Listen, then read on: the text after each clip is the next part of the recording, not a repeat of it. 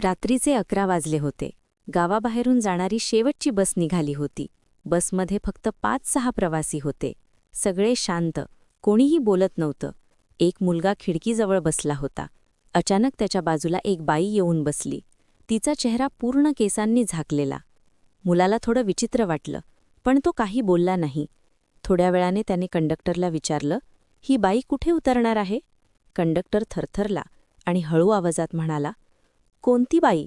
तुझ्या बाजूला तर कोणीच नाही. मुलगा घाबरून बाजूला पाहतो.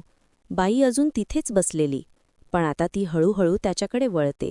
तिचा चेहरा दिसतो, डोळे पूर्ण पांढरे आणि तोंडात काळं रक्त.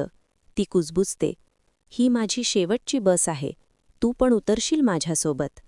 अचानक बस जोरात ब्रेक लावते आणि लाईट्स बंद होतात. जेव्हा लाईट्स पुन्हा लागतात, तो मुलगा गायब झालेला असतो आणि पुढच्या सीटवर तीच बाई शांत बसलेली, पुढच्या शिकारीची वाट पाहत.